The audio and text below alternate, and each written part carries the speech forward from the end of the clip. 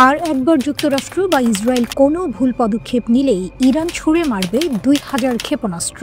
তেহরানের ১০,০০০ কিলোমিটার পাল্লার ক্ষেপণাস্ত্র। লক্ষ্য কি এবার মার্কিন মুল্লুক? উত্তেজনার পারদ চরমে। ইরান এবার এমন এক সামরিক অস্ত্র উন্মোচনের পথে যা পাল্টে দিতে পারে মধ্যপ্রাচ্যের ক্ষমতার সমীকরণ। ব্রিটেন ও ট্রাম্পের হুঁশিয়ারিকে ছিন্ন করে ইরান দাঁড়ায় নায়কের আসনে। আর একবার যুক্তরাষ্ট্র বা ইসরায়েল কোনো ভুল পদক্ষেপ নিলেই ইরান ছুড়ে মারবে ২,০০০ ক্ষেপণাস্ত্র। তেহরান সতর্ক করেছে একটি প্রলয়ঙ্করী প্রতিক্রিয়ার বিষয়ে। বলেছে তাদের ব্যালিস্টিক ক্ষেপণাস্ত্রগুলো এখন সম্পূর্ণ প্রস্তুত, সীমা অতিক্রম করার চেষ্টা করো না, এই ভয়াবহ সতর্কবার্তা জানিয়েছে ইরান। ইরানের রিভলিউশনারি গার্ড দ্রুত গতিতে তাদের ব্যালিস্টিক ক্ষেপণাস্ত্র ভাণ্ডার বাড়িয়ে চলেছে। ইরানের ক্ষেপণাস্ত্র বাহিনী ইসরায়েল এবং পশ্চিমা আক্রমণের বিরুদ্ধে তাদের সবচেয়ে বড় প্রতিরোধ হিসেবে বিবেচিত হয়। প্রতিবেদন বলছে এই ক্ষেপণাস্ত্র ভাণ্ডার এখন জুন মাসের যুদ্ধে ব্যবহৃত সক্ষমতার থেকেও বেশি।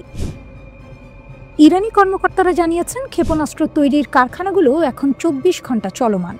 আলী ভায়েজ জানিয়েছেন ইরান ভবিষ্যতে ইসরায়েলের বিরুদ্ধে আরও বৃহত্তর ক্ষেপণাস্ত্র হামলার পরিকল্পনা করছে। প্রতিবেদন অনুযায়ী আক্রমণ হলে তেহরান একসঙ্গে ২,০০০ ক্ষেপণাস্ত্র নিক্ষেপ করতে চায়। কর্মকর্তাদের বিশ্বাস, এত বিশাল সংখ্যার ক্ষেপণাস্ত্র ইসরায়েলের আকাশ প্রতিরক্ষা ব্যবস্থা পুরোপুরি ভেঙে দিতে পারে। ইরানের পররাষ্ট্রমন্ত্রী আব্বাস আরাকচি বলেছেন ইরানের বর্তমান ক্ষেপণাস্ত্র সক্ষমতা জুন মাসের মাত্রাকে অনেক বেশি ছাড়িয়ে গেছে। প্রতিরক্ষামন্ত্রী নাসির জাদে জানিয়েছেন উৎপাদনের মান এবং পরিমাণ দুই দিকেই ব্যাপক উন্নতি হয়েছে।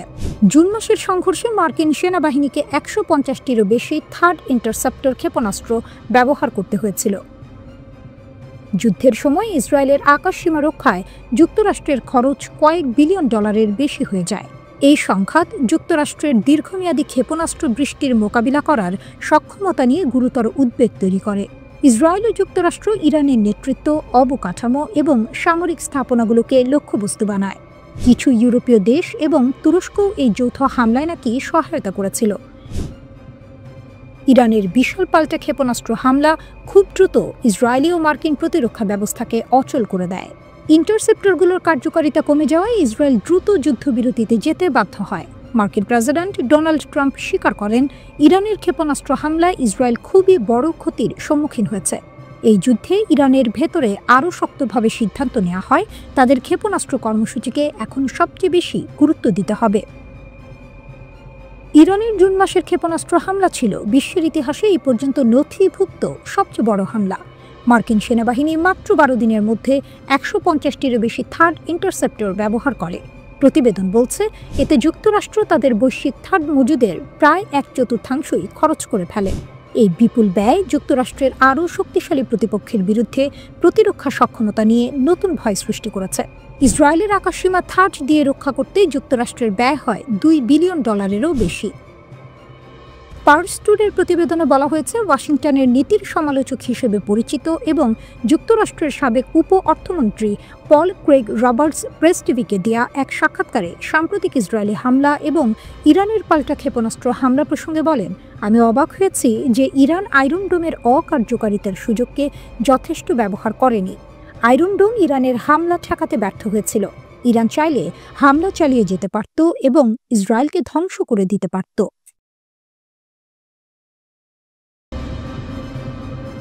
তেহরানের ১০,০০০ কিলোমিটার পাল্লার ক্ষেপণাস্ত্র। লক্ষ্য কি এবার মার্কিন মুল্লুক? উত্তেজনার পারদ চরমে। ইরান এবার এমন এক সামরিক অস্ত্র উন্মোচনের পথে যা পাল্টে দিতে পারে মধ্যপ্রাচ্যের ক্ষমতার সমীকরণ। ১০,০০০ কিলোমিটার পাল্লার আন্তঃমহাদেশীয় ব্যালিস্টিক ক্ষেপণাস্ত্র ICBM নিয়ে আসছে তেহরান। পশ্চিমা বিশ্ব জুড়ে এখন গভীর উদ্বেগ। এটি কেবল হুমকি নয়, এটি যেন ওয়াশিংটন ডিসির উদ্দেশ্যে সরাসরি বার্তা। এলিট ক্লাবে ইরানের প্রবেশ। ইরানের সংবাদ মাধ্যম দাবি করেছে নতুন এই মারাত্মক ক্ষেপণাস্ত্রটি পরিষেবার জন্য প্রায় প্রস্তুত। এর পাল্লা ইউরোপের বাইরে মার্কিন যুক্তরাষ্ট্রের মতো সুদূর লক্ষ্যবস্তুতে আঘাত হানতে সক্ষম হবে। এটি হবে প্রথম ইরানি অস্ত্র যা মার্কিন যুক্তরাষ্ট্রের পূর্ব উপকূলে আঘাত করার ক্ষমতা রাখবে। এই সক্ষমতা অর্জন নিঃসন্দেহে তেহরানের সামরিক শক্তিতে নতুন মাত্রা যোগ করল। বর্তমানে ইরানের দীর্ঘতম পাল্লার ক্ষেপণাস্ত্র যেমন খোররামশার 4 মাত্র ৩,০০০ কিলোমিটার পর্যন্ত পৌঁছাতে পারে। এটি কেবল উপসাগরীয় দেশ ইসরায়েল বা পূর্ব ইউরোপে পৌঁছাতে পারে, কিন্তু নতুন আইসিবিএম সেই সীমা বহুগুণ বাড়িয়ে দিল। এখন পর্যন্ত কেবল মার্কিন যুক্তরাষ্ট্র, রাশিয়া, চীন এবং উত্তর কোরিয়াই এতদূর আন্তঃমহাদেশীয় সীমানা অতিক্রম করার সক্ষমতা রাখে। ইরান সেই এলিট ক্লাবে যোগ দিতে চলেছে। এই সামরিক প্রদর্শনের সময়কাল বিশেষভাবে গুরুত্বপূর্ণ। এটিই হলো ঘটনার সবচেয়ে বড় টুইস্ট। মার্কিন প্রেসিডেন্ট ডোনাল্ড ট্রাম্পের এক বিস্ফোরক স্বীকারোক্তির কয়েকদিন পরেই এই ক্ষেপণাস্ত্রের ঘোষণা এলো। 7 নভেম্বর ট্রাম্প প্রকাশ্যে স্বীকার করেছিলেন যে ইরানের ওপর ইসরায়েলের আক্রমণের জন্য তিনি অনেকাংশে দায়ী ছিলেন। ট্রাম্প বলেছিলেন, ইসরায়েল প্রথমে আক্রমণ করেছিল, সেই আক্রমণটি ছিল খুবই শক্তিশালী, আমি এর জন্য অনেক বেশি দায়ী ছিলাম। যুদ্ধের ষড়যন্ত্রে মার্কিন প্রেসিডেন্টের এই সরাসরি ভূমিকা যেন আগুনে ঘি ঢেলেছে। ইরান সামরিক শক্তি প্রদর্শনের মাধ্যমে যেন সেই স্বীকারোক্তির জবাব দিল। অবশ্য ইরান কেবল ক্ষেপণাস্ত্রের মাধ্যমেই জবাব দিচ্ছে না, তারা আইনি পথেও হাঁটতে প্রস্তুত। ইরানের পররাষ্ট্র মন্ত্রণালয়ের মুখপাত্র ইসমাইল বাঘাই জানিয়েছেন, ট্রাম্পের মন্তব্য মার্কিন ইসরায়েল ষড়যন্ত্রের স্পষ্ট প্রমাণ। তেহরান এখন ট্রাম্পের বিরুদ্ধে আন্তর্জাতিক আদালতে মামলা করার কথা গুরুত্ব সহকারে বিবেচনা করছে। বাঘাইয়ের কথায় নিশ্চয়ই এই স্বীকারোক্তি যে কোনো আদালতে এই আক্রমণাত্মক আইনে আমেরিকার অংশগ্রহণের একটি স্পষ্ট কারণ হিসেবে ব্যবহৃত হবে। অর্থাৎ একদিকে ক্ষেপণাস্ত্রের হুঙ্কার, অন্যদিকে আন্তর্জাতিক ন্যায় বিচারের খোঁজ। তেহরান স্পষ্ট করে দিয়েছে, সামরিক আগ্রাসন এবং আইনি ষড়যন্ত্র দুটোই তারা শক্ত হাতে মোকাবিলা করবে। ইরানের এই 10,000 কিলোমিটারের ক্ষেপণাস্ত্রের হুঙ্কার কেবল একটি সংখ্যা নয়, এটি হলো তাদের আত্মরক্ষার প্রতিজ্ঞা। সামরিক বিশ্লেষকেরা বলছেন, ইরান যেন বলছে দূরত্বের সীমা ঘুঁচে যাক, হুঙ্কার পৌঁছাক ঠিকানায়। মার্কিন দৈনিক দ্য নিউ ইয়র্ক টাইমস বলছে, দুই দেশই এখন সর্বাত্মক যুদ্ধের প্রস্তুতিতে ব্যস্ত, আর এই যুদ্ধ শুরু হওয়া কেবল সময়ের অপেক্ষা। প্রতিবেদনে বলা হয়েছে, জুনের যুদ্ধ শেষ হলেও ইরান এখনও বিপুল পরিমাণ উচ্চমাত্রায় সমৃদ্ধ ইউরেনিয়াম ধরে রেখেছে, যা দিয়ে 11টি পারমাণবিক অস্ত্র তৈরি সম্ভব। একই সঙ্গে তারা হাজারো নতুন ক্ষেপণাস্ত্র তৈরির দৌড়ে নেমেছে। অপরদিকে ইসরায়েলও পিছিয়ে নেই, দেশটি নতুন হামলার পরিকল্পনা করছে। যুক্তরাষ্ট্র নীরবে ইসরায়েলকে সহায়তার প্রস্তুতি নিচ্ছে। উত্তেজনাপূর্ণ পরিস্থিতি, ট্যাঙ্কার আটক করল ইরান। ব্রিটেন এবং ট্রাম্পের গুরুতর পরিণতি এর হুঁশিয়ারির মধ্যেই ইরান একটি ট্যাঙ্কার আটক করেছে। হরমুজ প্রণালীর আতঙ্ক, এটি কি একটি নতুন উপসাগরীয় যুদ্ধের প্রথম গুলি? হরমুজের নীল শিরায় আবারও আগুন। বিশ্ব যখন সতর্ক সংকেতে থরথর, ঠিক তখনই ইরান সমুদ্রের অদম্য প্রহরী উত্তোলন করে তার অধিকার, তার অহংকার। ট্যাঙ্কার ছিনিয়ে নেওয়ার সেই মুহূর্তে ইতিহাস যেন ফিস করে বলে ওঠে, যে সাগর তুমি দখল ভাবো, সে সাগরও একদিন বিদ্রোহ শিখবে। ব্রিটেন ও ট্রাম্পের হুঁশিয়ারিকে ছিন্ন করে ইরান দাঁড়ায় নায়কের আসনে, অদম্য, দুঃসাহসী, নিজ ভাগ্যের নাবিক। হরমুজ প্রণালী থরথর করে, আর তেহরান জানায়, খেলা এখন ইরানের নিয়মে চলবে। মার্কিন ড্রোন নজরদারির মধ্যে ইরান একটি তেল ট্যাঙ্কার ছিনিয়ে নিয়েছে। MQ-4C ড্রোন অসহায়ের মতো উপরে চক্কর কাটার সময় ইরান জাহাজটি আটক করে। খামেনির ট্যাঙ্কার কৌশল ট্রাম্পের রেড লাইন পরীক্ষা করছে। যুক্তরাষ্ট্র ইরান উত্তেজনা বৃদ্ধির মধ্যে ইরান হরমুজ প্রণালীতে একটি বিদেশি তেল ট্যাঙ্কার আটক করেছে। ওয়াশিংটন পোস্ট অনুসারে ইরান গত 14 নভেম্বর তালারা নামের মার্শাল আইল্যান্ডস পতাকাবাহী একটি তেল ট্যাঙ্কার আটক করে। ট্যাঙ্কারটি সংযুক্ত আরব আমিরাতের আজমান থেকে সিঙ্গাপুরের দিকে যাচ্ছিল, তখনই ইরানি বাহিনী এটিকে বাধা দেয়। মার্কিন নৌবাহিনী জানিয়েছে যে একটি MQ-4C ট্রাইটন ড্রোন কয়েক ঘন্টা ধরে প্রণালীটির উপর এক আটক প্রক্রিয়াটি পর্যবেক্ষণ করেছে। এই ঘটনাটি হরমুজ প্রণালীতে গত কয়েক মাসে ইরানের প্রথম বড় জাহাজ আটক। একজন মার্কিন কর্মকর্তা নিশ্চিত করেছেন, ট্যাঙ্কারটিকে ইরানের আঞ্চলিক জলসীমায় ঘুরিয়ে দেওয়া হয়েছিল। বেসরকারি নিরাপত্তা সংস্থা এমব্রে জানিয়েছে, এই বাধা দেওয়ার ঘটনায় 3টি ছোট নৌকা জড়িত ছিল। UK maritime trade operation centre এটিকে সম্ভাব্য রাষ্ট্রীয় কার্যকলাপ বলে অভিহিত করেছে। হরমুজ প্রণালী উত্তেজনাপূর্ণ কেন্দ্র। এই প্রণালীটি একটি কৌশলগতভাবে গুরুত্বপূর্ণ সংকীর্ণ পথ, যেখান দিয়ে বিশ্বব্যাপী তেল বাণিজ্যের 20% হয়ে থাকে। WAPO অনুসারে পশ্চিমা চাপের প্রতিক্রিয়ায় ইরান দীর্ঘদিন ধরে প্রণালীটি বন্ধ করার হুমকি দিয়ে আসছে। বাহরাইনে অবস্থিত মার্কিন পঞ্চম নৌবহর রুটগুলো খোলা রাখতে এলাকায় টপল দিয়েছে। এই আটক করার ঘটনাটি ইসরায়েলের সাথে জুনের যুদ্ধের পরে তেহরানের প্রতিশোধের হুঁশিয়ারির পর ঘটল। 12 দিনের এই যুদ্ধে মার্কিন যুক্তরাষ্ট্র ইরানের পারমাণবিক সাইটগুলোতে হামলা চালিয়েছিল, যা আঞ্চলিক উত্তেজনা বৃদ্ধি করে। আক্রমণের ধারা ফিরে আসছে। মার্কিন নৌবাহিনী পূর্বে 2019 সালে ট্যাঙ্কারগুলোতে মাইন হামলার জন্য ইরানকে দায়ী করেছিল। 2021 সালে ইসরায়েলি সম্পর্কিত একটি ট্যাঙ্কারে প্রাণঘাতী ড্রোন হামলায় 2 ক্রু সদস্য নিহত হয়েছিল। 2022 সালের মে মাসে ইরান 2টি গ্রিক ট্যাঙ্কার আটক করে এবং সেগুলোকে সেই বছরের নভেম্বর পর্যন্ত আটকে রেখেছিল। ট্রাম্প 2015 সালের পারমাণবিক চুক্তি থেকে সরে আসার পরে তেহরানের হুমকির প্রতিধ্বনি ছিল এই অভিযান। সাম্প্রতিককালে ইরান সমর্থিত হুথিরা লোহিত সাগরে জাহাজগুলিতে হামলা চালিয়েছে, যা বিশ্বব্যাপী বাণিজ্যে বিঘ্ন ঘটাচ্ছে।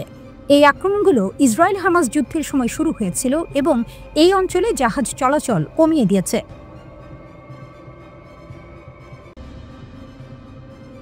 রাফাল বনাম জেট-এনসি, আকাশের সিংহাসনে কার রাজত্ব? ফ্রান্সের গর্জন নাকি চীনের ঝড়? আকাশ, যেখানে গতি মানেই বেঁচে থাকা আর ভুল মানেই ধ্বংস, সেই নীল শূন্যে এখন আলোচনার কেন্দ্রবিন্দু 2টি যুদ্ধ বিমান, ফ্রান্সের রাফাল আর চীনের জেট-এনসি। দেখতে ভিন্ন, প্রযুক্তিতে আলাদা, কিন্তু প্রশ্ন একটাই, যুদ্ধে কে হবে রাজা? রাফাল হলো এক বহুমুখী যুদ্ধ বিমান যা তৈরি করেছে ফ্রান্সের দাসো এভিয়েশন। এই বিমানের গতি ঘন্টায় প্রায় 2200 কিলোমিটার, আর এটি পারমাণবিক অস্ত্র বহন করতে সক্ষম। অর্থাৎ রাফাল কেবল আকাশযুদ্ধের অস্ত্র নয়, এটি এক উড়ন্ত শক্তির প্রতীক, এক মহাশক্তিধর যুদ্ধযন্ত্র। অন্যদিকে জেট-এনসি হলো চীনের আধুনিক ফাইটার জেট, যা সজ্জিত শক্তিশালী নিক্স রাডার এবং AESA বা অ্যাক্টিভ ইলেকট্রনিক্যালি স্ক্যান্ড অ্যারে প্রযুক্তি দিয়ে। এটি চীনের সামরিক প্রযুক্তির নতুন দিগন্ত খুলে দিয়েছে। তবে বিশেষজ্ঞদের মতে রাফালের সেন্সর প্রযুক্তি এবং ইলেকট্রনিক ওয়ারফেয়ার সিস্টেম একে করেছে আরও নির্ভরযোগ্য ও মারাত্মক। গত মে মাসে ভারত ও পাকিস্তানের মধ্যে সংঘাতের সময় রাফাল যুদ্ধ বিমান নিয়ে আলোচনা হয়েছিল ব্যাপকভাবে। পাকিস্তানের দাবি ছিল তারা চীনের তৈরি জেট ইঞ্জিন চালিত যুদ্ধ বিমান দিয়ে ভারতের একটি রাফাল ভূপাতিত করেছে, তবে ভারত সেই দাবি অস্বীকার করেছিল। এখন আবার আলোচনা এসেছে জেট-এনসি যুদ্ধ বিমান, তবে এবার বাংলাদেশের প্রেক্ষাপটে। কারণ এ মাসের শুরুর দিকে কয়েকটি সংবাদ মাধ্যমে খবর প্রকাশ হয়েছে যে বাংলাদেশ চীন থেকে প্রায় $2 বিলিয়ন ব্যয়ে 20টি জেট-এনসি যুদ্ধ বিমান কিনতে যাচ্ছে। এই জেট-এনসি আসলে জেট-এনসি বি মডেলের রপ্তানিযোগ্য সংস্করণ, যা বিদেশি ক্রেতাদের জন্য চীন তৈরি করেছে। এরপর স্বাভাবিকভাবেই 2 ধরনের যুদ্ধ বিমানের পার্থক্য নিয়ে কৌতূহল তৈরি হয়েছে অনেকের মনে। প্রশ্নটা এখন একটাই, রাফাল আর জেট-এনসি দুইয়ের মধ্যে পার্থক্য আসলে কোন কোন জায়গায়? ফ্রান্সের দাসো এভিয়েশনের তৈরি রাফাল যুদ্ধ বিমান যেন আকাশের সর্বগামী যোদ্ধা। ঘন্টায় গতি 2200 কিলোমিটার, আক্রমণ চালাতে পারে শত্রুর মাটিতেই, আকাশে, এমনকি সমুদ্রেও। আর সবচেয়ে ভয়ঙ্কর দিক, এটি বহন করতে পারে পারমাণবিক অস্ত্র। অন্যদিকে চীনের তৈরি জেট-এনসি হলো এক আধুনিক, স্মার্ট ও দ্রুত প্রতিদ্বন্দ্বী, যা রয়েছে শক্তিশালী AESA রাডার আর উন্নত এভিওনিক্স সিস্টেম। কিন্তু পার্থক্য সেখানেই শেষ নয়।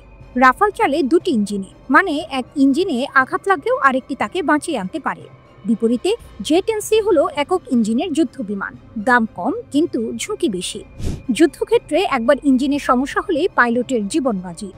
ওজন আর বহন ক্ষমতার দিক থেকেও রাফাল এগিয়ে। এর সর্বোচ্চ টেক অফ ওজন 24.5 টন, যেখানে জেট-এনসির সীমা প্রায় 19 টন। এর মানে রাফাল নিতে পারে বেশি জ্বালানি, উঠতে পারে অনেক দূরে, আর বহন করতে পারে আরও ভারী অস্ত্র ভাণ্ডার। দূরপাল্লার যুদ্ধে কে এগিয়ে? রাফালকে ধরা হয় লং রেঞ্জ যোদ্ধা, যে শত্রুকে অনেক দূর থেকেই ধ্বংস করতে পারে, আর জেট-এনসি কার্যকর মিড রেঞ্জ লড়াই। তবে জেট-এনসির হাতে আছে ভয়ঙ্কর অস্ত্র, PL-15 মিসাইল, যা চোখে দেখা যায় না এমন লক্ষ্যেও আঘাত হানতে পারে। এই মিসাইল নিজেই রাডার চালিয়ে লক্ষ্য খুঁজে নেয়, তাই রাফালের মতো প্রতিপক্ষকেও ভোগাতে পারে অনেক দূর থেকে। তবে ফরাসি রাফালকে আলাদা করেছে এর ইলেকট্রনিক ওয়ারফেয়ার সিস্টেম স্পেকট্রা। এটি শুধু শত্রু রাডার এড়াতেই নয়, বরং তাদের যোগাযোগও জ্যাম করে দিতে পারে। বিশ্লেষকরা বলেন রাফালের স্পেকট্রা সিস্টেম বিশ্বের অন্যতম উন্নত যুদ্ধ প্রযুক্তি। রাফালে রয়েছে 14টি হার্ড পয়েন্ট, যেখানে ট্যাঙ্ক, মিসাইল, ক্রুজ অস্ত্র সব একসাথে বহনযোগ্য। জেট-এনসি যদিও প্রযুক্তিতে এগিয়ে আসছে, তবুও যুদ্ধক্ষেত্রের অভিজ্ঞতায় পিছিয়ে। রাফাল ইতোমধ্যে লিবিয়া, সিরিয়া ও আফ্রিকার যুদ্ধক্ষেত্রে পরিচিত। জেট-এনসি এখনও তুলনামূলক নতুন মুখ। আর দাম, এখানেই জেট-এনসির জয়। একটি রাফালের দাম যেখানে $80 থেকে $125 মিলিয়ন, সেখানে জেট-এনসি পাওয়া যায় $40 থেকে $60 মিলিয়ন। তাই যারা পশ্চিমা যুদ্ধ বিমান কিনতে পারেন না বা চান না, তাদের জন্য চীনা ফাইটার এখন এক প্রিয় বিকল্প। বিশ্লেষকদের ভাষায়, পরিষ্কার আকাশে দক্ষ কৌশলে রাফাল অজেয়, কিন্তু PL-15 হাতে জেট-এনসিও কম ভয়ঙ্কর নয়। শেষ পর্যন্ত রাফাল যেখানে রাজকীয় পরিপূর্ণতা, জেটেন্সি সেখানে দ্রুত উত্থানের প্রতীক। একদিকে ফরাসি নিখুঁত প্রকৌশল, অন্যদিকে চীনা সাহসী উদ্ভাবন। প্রশ্নটা তাই এখনো খোলা, যখন তারা মুখোমুখি হবে আকাশে গর্জন তুলবে কে? রাফালের গর্ব নাকি জেটেন্সির গতি? একই আকাশে দুই যোদ্ধা, একটি ইউরোপের অহংকার, অন্যটি এশিয়ার উচ্চাকাঙ্ক্ষা। বিজয়ী হোক যেই হোক, আকাশে তখন শুধু শোনা যাবে একটাই শব্দ, গর্জন।